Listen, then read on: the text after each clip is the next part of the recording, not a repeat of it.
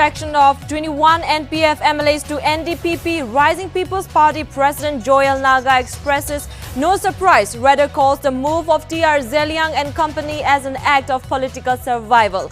Joel says that the exodus has set a bad example by behaving unscrupulously and acting like power mongers. Rising People's Party President slams the government for not releasing scholarship money which were given by the Center for Students on one hand while siphoning off huge funds for the construction works. Joel Naga in a statement says that the students' community has fallen victims for corruptions.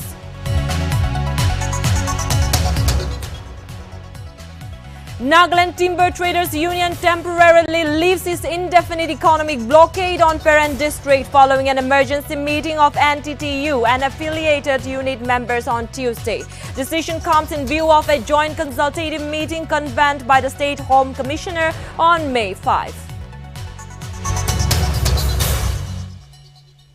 Bharatiya Janata Party is scheduled to hold an important high-level meeting of its office bearers from across the country in Jaipur district of Rajasthan on May 20 and 21. Notably, the meeting is set to hold to discuss a strategy, necessary organizational changes and preparations for the upcoming assembly polls in various states.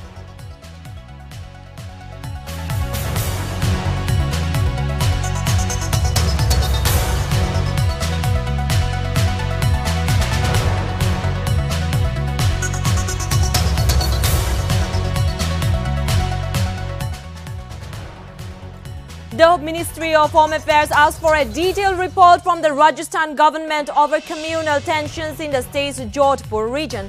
The ministry is also watching the situation closely and is getting inputs from the state's administrative and police authorities.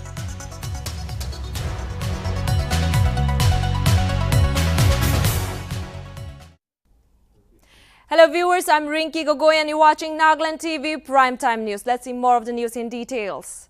The Rising People's Party on Wednesday slammed the NDPP for using Naga political issue as an excuse for the merger of the 21 NPF MLAs into the fold. On being asked about the NDPP spokesperson Merin Toshi Chamir's statement that the merger will strengthen the party and work for solution towards Naga political issue, Joel asserted that the Naga issue is tired and tested and no one believes in them. He also added if the MLAs are so serious about the Naga issue, why don't they resign and talk about the Naga issue?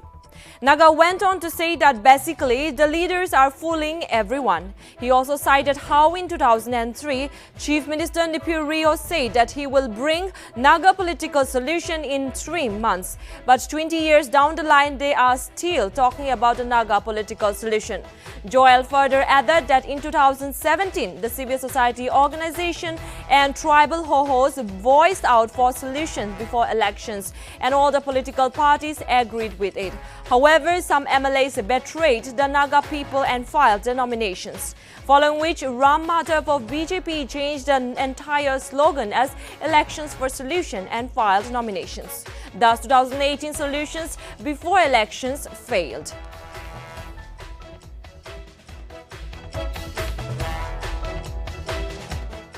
Political issues trending is tired and tested. Edo Naga Manuku Bisas Nugre, Taigan Jaigina NTP militia to Naga political solution Anu Pare Godokumi believe in Nugre. If they are so serious about Naga political issue, why don't they resign? All the MLAs, let them resign. And let's talk about Naga political issues. Our leaders have been fooling us for the last 20 years. 2003, the Guishe Mahala Chief Minister. I'll bring Naga political solution in within 3 months during his election campaign. That's 2003. It is 2023. 20 years down the line, we are still talking about Naga political issue. If they are really serious, resign Kuribina and pave the way for Naga political solution to Naga political solution. I remember in 2017, when we were in civil society organizations, we had solution before election. So that time, Naga civil society organizations, our tribal ho-hos, so we pressured various political groups. In the sense, political groups means political parties. So all of them basically agreed that there should be a solution before election. But some of the MLAs, I think they betrayed the Naga people and they filed a nomination. And that BJP, if I remember, it was BJP Ram Madhavpur election for solution kuigina, Rahanbi nomination file kuishe. And basically our leaders, they betrayed the Naga people. So it was election before, solution before election to Hoparando, 2018, and election went ahead. And our leaders are still talking about solution. So next year election as a solution la hosabi monde asugulito, hosabi solution lagi gulito resign kuribina. This are stand. Naga political issue strengthening Kurobogato is tired and tested. Ito Naga manuko bisas nugure. Taigan jaigina. Rising People's Party president has slammed the government for not releasing scholarship money which were given by the Center for Students on one hand while siphoning off huge funds for construction works. During an interview with the Nagaland TV, Joel Naga in a statement said that the students' community has fallen victims of corruptions. He asserted that the post-matric scholarship is funded by the central government and it is not from the pocket of the leaders or the state government. Joel questioned the Nagaland government if it has stooped so low to steal the money of the students. He further added that these post-matric scholarship amounts to approximately 4 to 5 crores every year. Naga said that the students face harassment and that all the Nagaland College Students Union have to issue ultimatum to the government every time the issue arises. He asked the government if this was acceptable. He also advised the students not to give up and fight for what is yours. The student community are victims of corruption. Edo paisa to central government bra students kange diala paisa ase. Edo state government la paisa no hai. Edo state government la budget pra dia no hai. Edo basically is a post-matric scholarship. So this money comes from the center. So Nagaland government mohan tahangi question guradu. Have you stooped so low? Nagaland government iman edo kiba cheap hoye that you will even steal money meant for student community. We are talking about 4-5 CR per year. Are you 4-5 CR to be? Edo paisa ta khaigina students kangi do harass kurina iman tak chuli as. Every year it will issue a lie, and every year the student community or the ANSU will have to beg the state government. Is this acceptable? No, edo. So I just want to tell the student community, don't give up. Fight for what is yours. Nagaland government has money. Only be student community la da paisa bhi khai dishe aro wabase diumun nai. See, this is the present situation in our state, which is very condemnable, and the RPP condemns this attitude of the government. And again, the Rising People's Party President Joel Naga has revealed a ghost project in Pak district of Nagaland. During an exclusive interview with Nagaland TV on Wednesday, the president talked about how corruption is destroying the very fabric of the society. On being asked about the Nagaland government's reckless act of not releasing students' scholarship money, the president cited about a paper erase case. He mentioned about a ghost project in Pak district. Joel alleged that the Finance Department of Nagaland has been releasing an amount of rupees 15 to 30 crores every time in the name of a ghost project in Pak district of Nagaland. He said that the Nagaland government has money, yet has eaten the money of the students and does not want to return it back. The president added that the present situation of Nagaland government is condemnable and that the RPP condemns this attitude of the government.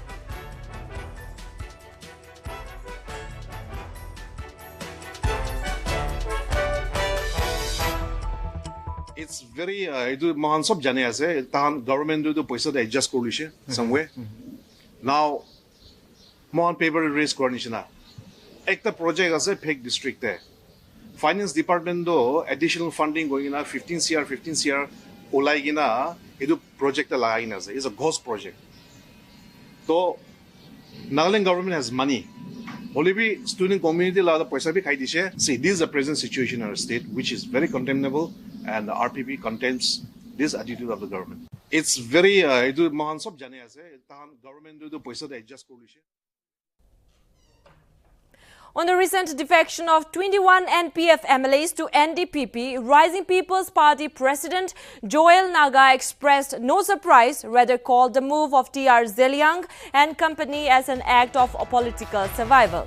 In an exclusive interview with Nagaland TV on Wednesday, Joel said that the exodus has set a bad example by behaving unscrupulously and acting like power mongers.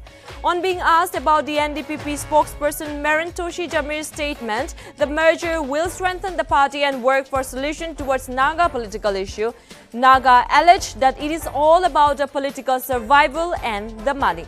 Furthermore, Joel added that the MLAs does not have enough money to fight for the upcoming 2023 elections and therefore joined the government so that they can extract money from the developmental funds for fighting the upcoming elections.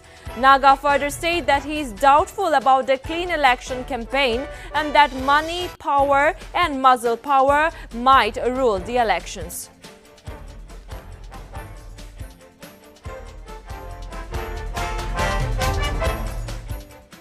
It's not surprising. Kilimane is about their political survival. It's not good for us to be talking about NPF or NDPP because that's their prerogative. And so, political survival. But unfortunately, they have set a very bad example. Naga, especially the younger generation, they want our leaders to behave in a certain manner. Already they have shown to be unscrupulous and power mongers. In 2023 elections, they need money. All the present leaders, MLAs, takando poisa bra khilibola ase, aro poisa khiliboli to poisa nai, so they have to join the government. That's what. Bharatiya Janata Party State President Temjin Imna Along on April 28, 2022 appointed Hosheto Awomi as the new Nagaland State Yuva Morcha President. Notably, Awomi took over as the Yuva Morcha President after its former President Benjamin Yaptomi was elevated as the Vice President in the state office bearer list in the President Along's team. It is to be mentioned that Hosheto Awomi is a BSc IT from Sikkim Manipur University and also possesses a degree in computer. He had served the Bharatiya Janata Party as the General Secretary in the Yuva Morcha under the presidency of Benjamin Yaptomi in the last tenure. The Bharatiya Janata Party Nagaland State, through a release, stated that they are privileged to have him on the board and that they hope that he will take the state Yuva Morcha forward in every front.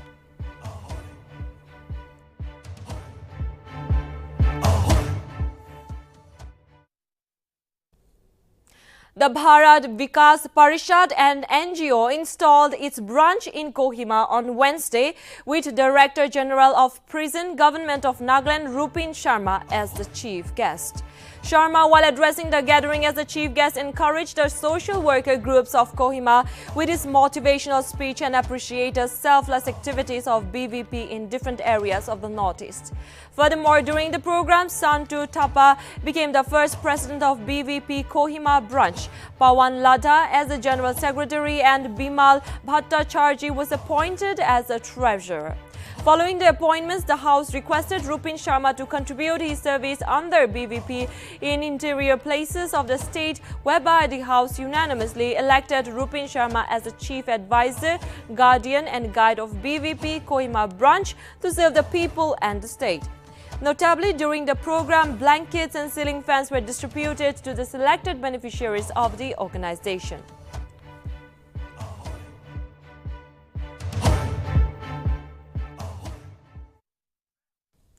The State Deputy Chief Minister Y. Paton called for accelerating the Naga peace process, maintaining that if solution could be brought before 2023 assembly elections, the legislatures were ready to pave the way. However, if solution is not granted before the elections, it would not be possible for the legislators to step down after the polls. Patton stated that these words while addressing the final day of the three-day Moatsu festival in Imkongmeren Sports Complex in Mokokchung as the chief guest. Patton also stated that the government alone cannot bring changes in the society and hence appealed for cooperation, positive thinking and stated that the action of the people will bring about progressive transformation in Naga society. Patton also mentioned that the positive change would come as it has been mentioned in the government programs, but definitely not in a hurry. Extending Moatsu greetings to our community, Patton also urged the people to strengthen the bond of friendship through the festival. Patton also appreciated the Ascendant for inviting all the tribal hohos to take part in the year's Moatsu and termed it as a red letter day for the Nagas. During the program, the T.H. Muiva also attended the program and he is the Minister of Higher Education and he appreciated the tribal Hoho leaders for their acknowledgement and gratitude towards the Ao community and reminded the Aos to take responsibilities to foster a friendship among the Nagas that would bring unity that could not be broken by the tribalism. The function was also attended by Ministers Tongpang Ozukum, Kashiho Sangtam and advisors Kajito Kinimi, Tovihoto Ayemi and host of dignitaries.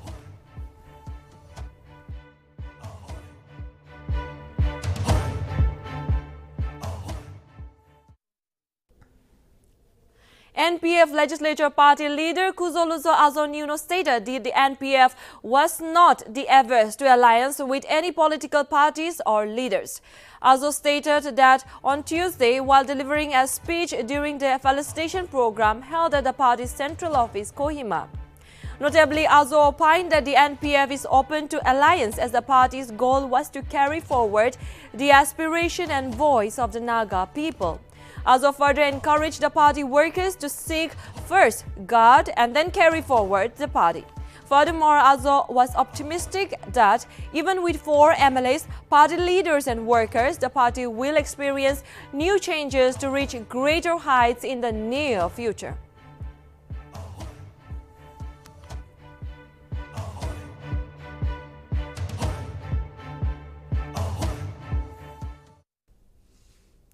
Nagaland Legislative Speaker Sharingan Longkumar inaugurated the Angma Rural Assembly Hall on Tuesday.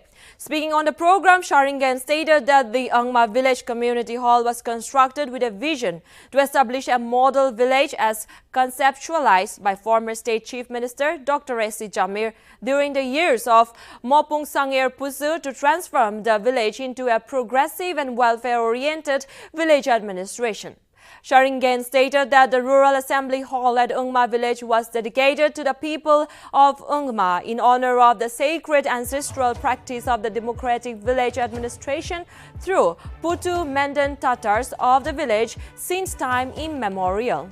The capacity to house 180 members of the village Tatars and the public gallery with seating capacity of 50 with basic modern amenities.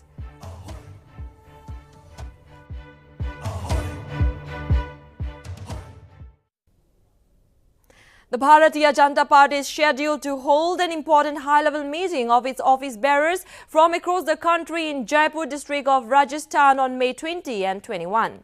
Notably, the meeting is set to hold to discuss strategy, necessary organizational changes and preparations for the upcoming assembly polls in various states. It is to be mentioned that Prime Minister Narendra Modi will virtually attend the meeting and address the party workers. It may also be mentioned that the meeting will be presided over by BJP's National President J.P. Naga, while party state presidents, state in-charges and co-in-charges and general secretaries from across the country will also attend the meeting.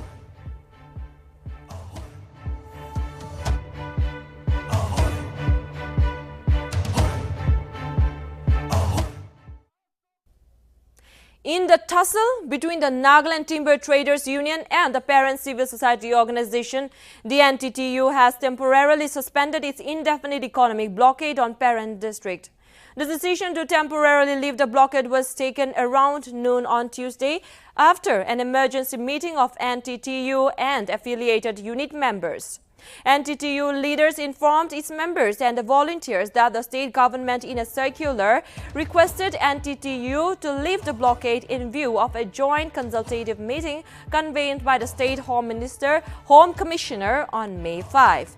It is to be mentioned that a consultative meeting is to be conducted between NTTU and civil societies under the parent district on May 5 at 11 a.m. at the Conference Hall, Commissioner Nagaland, as stated by the Assistant Commissioner Benjamin Longpak.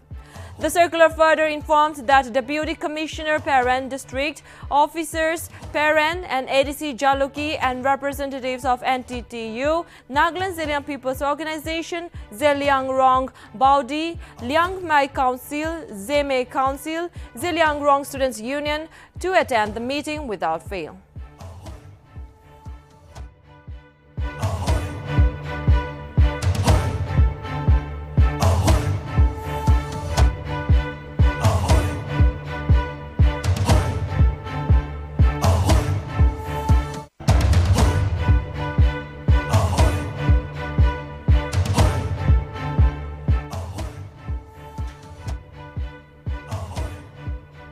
A consultative meeting between Nagaland Timber Trader Union and civil society organizations under parent district has been convened on Thursday, 11 a.m. at the Conference Hall of Commissioner Office, Kohima, upon which Parent Deputy Commissioner District Forest Officer, Parent Additional Deputy Commissioner Jaluke, President of NTTU, Nagaland Zeliang People's Organization, Zeliang Rong Baudi, Liang Mai Council, Zeme Council and Zeliang Rong Students Union are requested to attend the meeting without fail.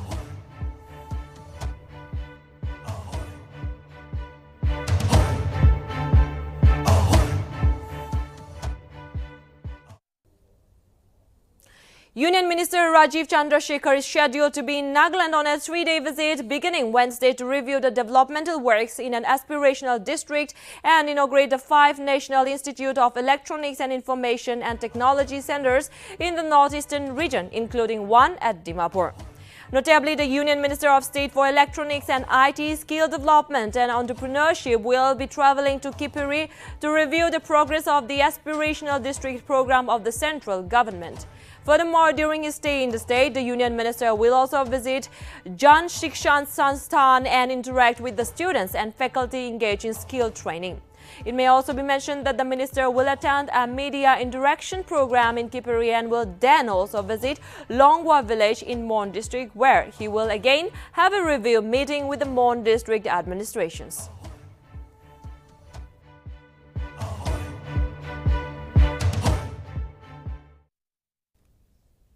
After the long-standing land dispute in the southern Angami area, the Teneme People's Organization's Board of Arbitrators attempted to give their final verdict on the issue on Tuesday. However, judgment could not be delivered as the contending parties were not prepared to accept the judgment. Thus, the TPO-BOA sought a better time to deliver their judgment and appealed to the churches and the Teneme people to pray for instilling faith and wisdom for a peaceful solution. It may be mentioned that the final judgment to the 5 years pending issue involving the Southern Angami People Organization Mao Council, in accordance to the Teneme customary laws and practices, was awaited before April 30. Meanwhile, the BOA conveners souvenir during the 21st General Session on Tuesday at Purul Akupta village in the Senapati district of Manipur informed that only through better understanding and amicable statement the issue can be resolved. Moreover, a search committee was also constituted on Tuesday to appoint new office bearers for the next tenure and is set to meet on June 3 in Kohima, where the BOA will be presenting the written report. Notably, TPO-BOA comprises 2 member representatives each from the 10 Teneme tribes.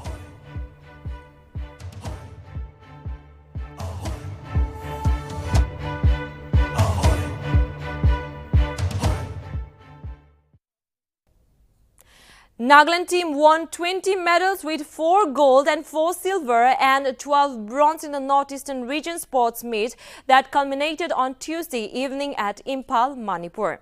Nagaland also ranked third in the medal behind Manipur in the first and Assam in the second position.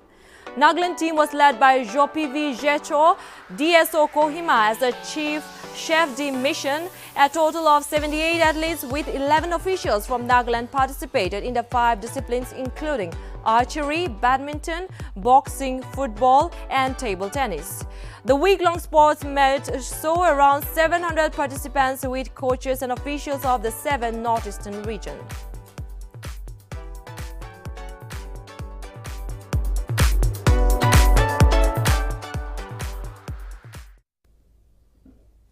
Moving on, the Ministry of Home Affairs has asked for a detailed report from the Rajasthan government over the communal tensions in state of Jodhpur in the Rajasthan's Jodhpur region.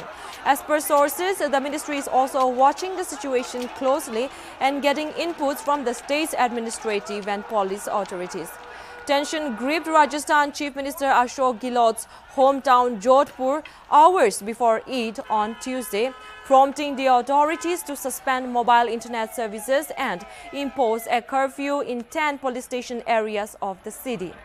There was agitation over putting up religious flags on the Jalori Gate Circle in Jodhpur, which then led to stone pelting in which 5 policemen were injured. The state chief minister has also appealed to the people to maintain peace and harmony following the incident. Jodhpur police issued orders imposing a curfew till May 4 midnight, besides suspending mobile internet services to check the spread of the rumors.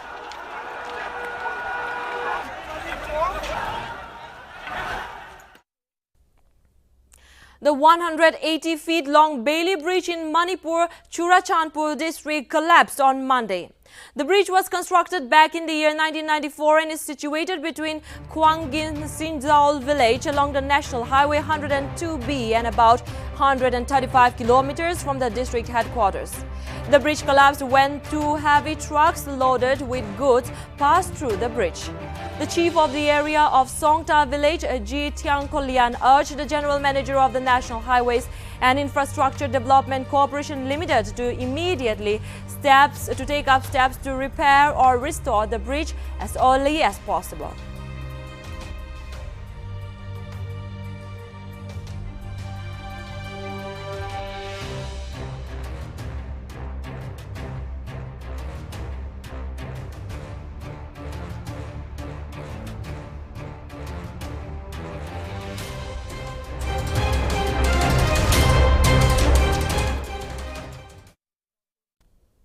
Former Nagaland Chief Minister and UDA Chairman T.R. Zeliang expressed concern over the trend of the migration from village to town, which has expressed fear on losing the unique culture and identity of the Nagas.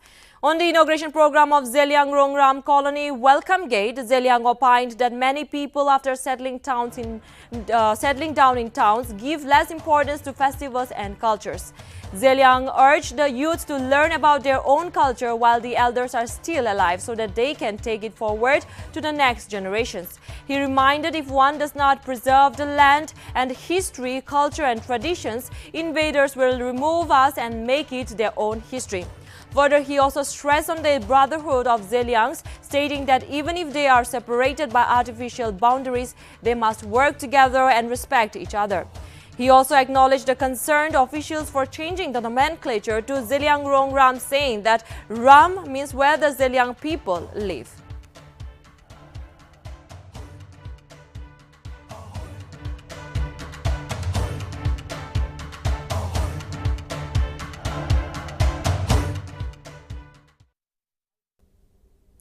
The President of India, Ramnath Kovind, on Wednesday attended and addressed the 61st Annual Conference of the Boro Sahitya Sabha, a regional language literary meet in Tamulpur of Assam.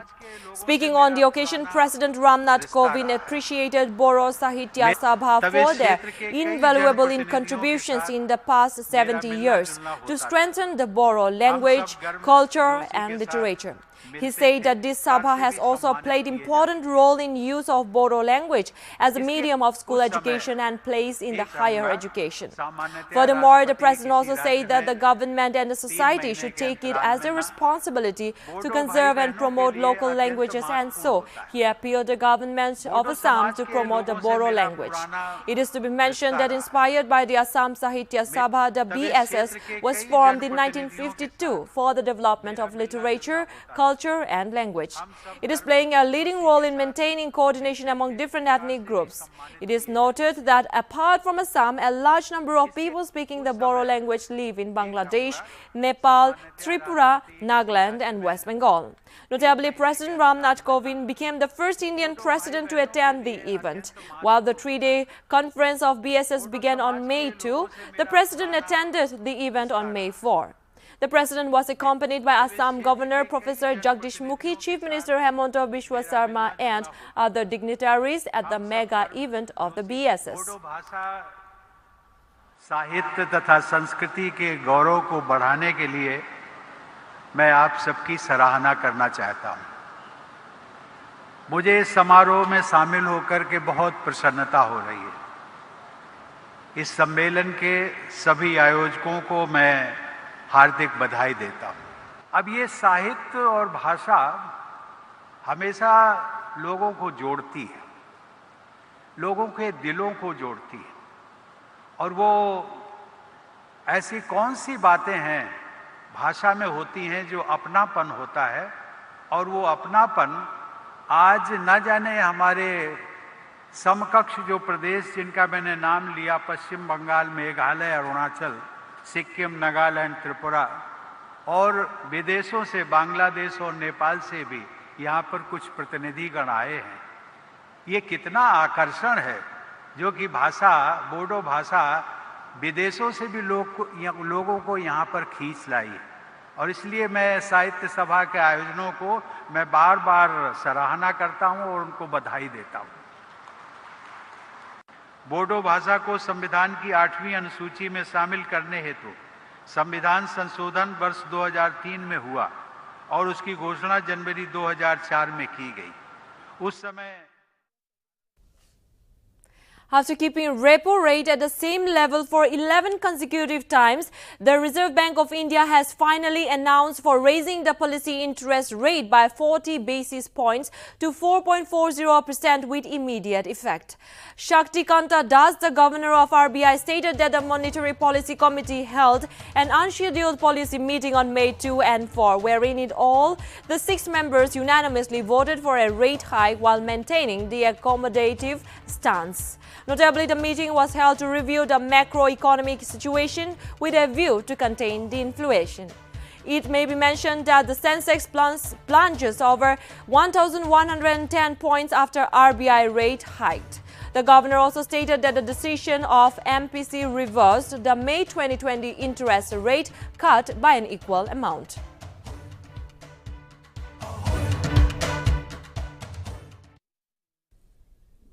After Maharashtra, Navni Ramsena's chief Raj Thackeray gave timeline to remove the loudspeakers from mosques on an hour before May 3, Thackeray told media persons that the issue is not only about mosques, but there are several temples with illegal loudspeakers too.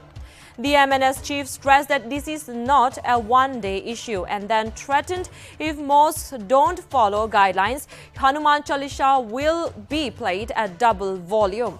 Thackeray also maintained that students and ill people suffer because of loudspeakers and questioned public if their religion is bigger than people.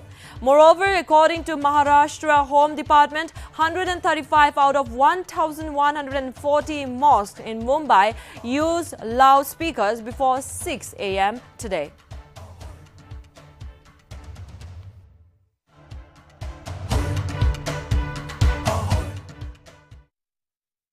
A section of lawyers who claimed allegiance to the Congress party has protested against Union Finance Minister and Senior Advocate P. Chidambaram for representing agro-processing firm Keventer as he was leaving Kolkata High Court on Wednesday. Meanwhile, Chidambaram, while presenting in the court in connection with a legal matter, the protesting lawyers shouted slogans and showed back robes to him. They also called him a TMC sympathizer and held him responsible for the Congress party's poor performance in West Bengal. It is learned that protests were staged around Chidambaram for questioning on behalf of commentators in the Metro Dairy case. You are here to save the Trinamool Congress in US. They have looted public money and you are saving Trinamool Congress. Trinamool Congress, you have came here to save the Trinamool Congress. Yes, absolutely. When they're doing a dalal of TMC.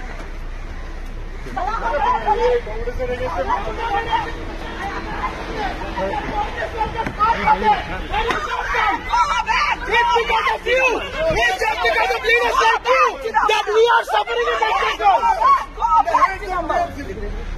It's just because of leaders like you that the party is suffering in West Bengal.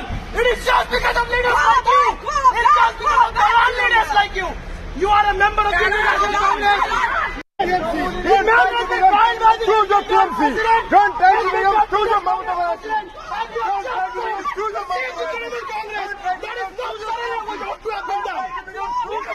Yes, absolutely. You are playing with the sentiments of the Congress workers and being a member of parliament backed by the International Congress.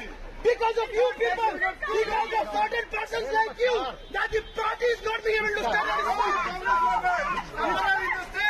It's just because of you people. It's just because of leadership like you that this is happening in West Bengal. It's just because of leaderships like you. It's just because of leaderships like you. This is something which has not been done by you. The matter was filed by the BCCI president, and you are here to save the Trinamool Congress in US. They have looted public money, and you are saving Trinamool Congress. Trinamool Congress, you have came here to save the Trinamool Congress. Yes, absolutely. When they're doing a dalal of TMC.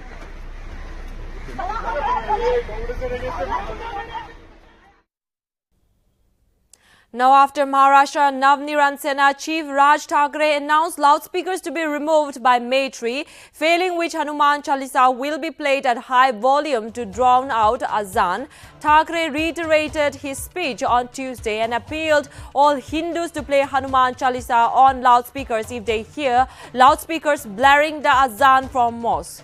Loudspeakers remained switched off during azan at several places in Maharashtra, including Parbhani, Osmanabad, Hingoli and parts of Jalna, Nanded and Nandurabar, Shirdi and Shriram.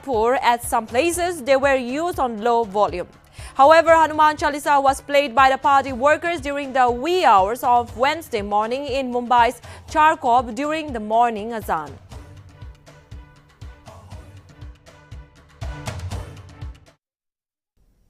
China is now battling the worst COVID-19 outbreak in the past 2 years, with infections popping up even more. Notably, dozens of metro stations and bus routes in Beijing have been shut down as COVID continues to spread, and millions of residents in Shanghai still remain under strict lockdown even after more than a month. It is to be mentioned that China's capital city, Beijing, has shut more than 40 subway stations, about a tenth of the network, and 158 bus route services providers, while most of the suspended substations and routes are in the Shouyang district, the epicenter of Beijing's outbreak. Beijing is also resorting to mass testing. 12 out of 16 Beijing districts were conducting the second of the 3 rounds of tests this week, having done the 3 mass screenings last week. The city has also closed schools, some business and residential buildings in high-risk areas. On Wednesday, metros and buses were shut down in a campaign to stop the spread of COVID-19. A day earlier on Tuesday, another city, Zhengzhou, announced work from home and other COVID curbs for the coming week. The country's much-publicized zero-COVID strategy that the government credited for bringing the country out of the pandemic till recently is falling apart as the rapidly mounting cases are again forcing mass lockdowns like those seen in 2020.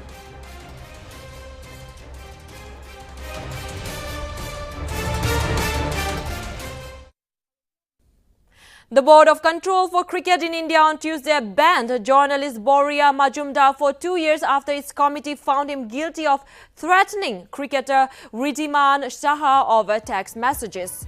Notably, the news comes after a 3-member panel set up by BCCI found Majumdar guilty. It is to be mentioned that earlier this year, Saha has shared screenshots on social media of a chat warning him that he would not be interviewed in the future because he had not returned the journalist's calls about committing to an interaction. BCCI announced that it had considered the arguments from both the parties and decided that the messages from Majumdar to Saha were indeed threatening in nature and the journalist would receive a 2-year ban from them. It may also be mentioned that the BCCI had formed a 3-member panel comprising Vice President Rajiv Shukla, Treasurer Arun Dumul and Apex Council member Prabtesh Bhatia to probe Saha's allegations.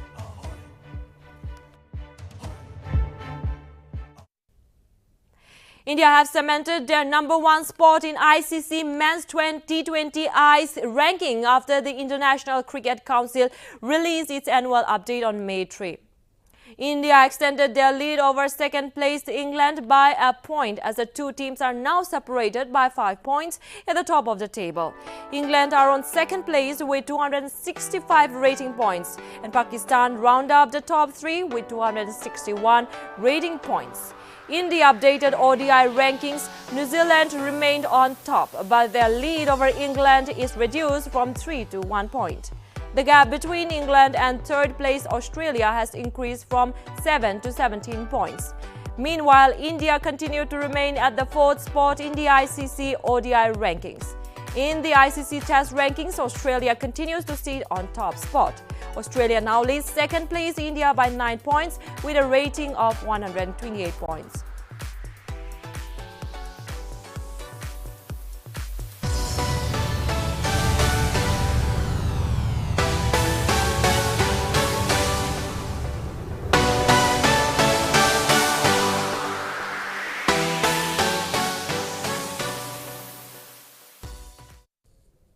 Thank you, viewers. I'm Rinki Gogoi signing off. That's all from Nagaland TV Primetime News. For more updates, keep watching Nagaland TV. So manulagawas.